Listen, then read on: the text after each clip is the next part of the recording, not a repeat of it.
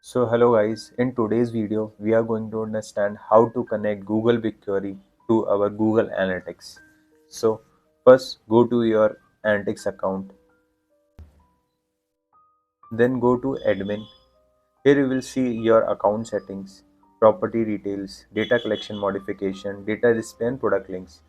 To connect Google BigQuery to our Google Analytics, see this link. If you see here, you will find BigQuery links. If you select this, you will be redirected to BigQuery links. Here is your product ID, product name, product name. Since I haven't connected it, it will show blank. Let me just show you how to connect.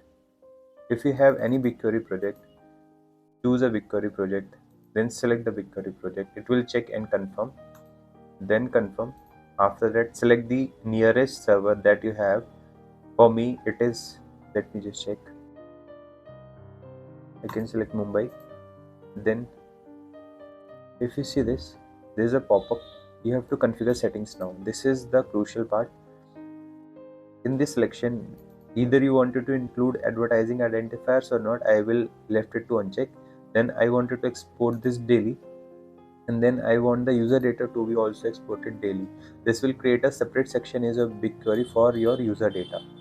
Then next, here is your review and submit. If you see all the details that you submit, you can see, and then submit. This will connect the BigQuery to our Google Analytics. Right? You see, I can submit, and then link created, and then voila, you can see Google BigQuery has been connected. Similar to this, you can also collect Google AdSense, Google Ads, Ad Manager, Display and Video 360, Floodlight Links, Merchant Center, Google Play, and importantly, Search Ads and Search Console. Hope this helps.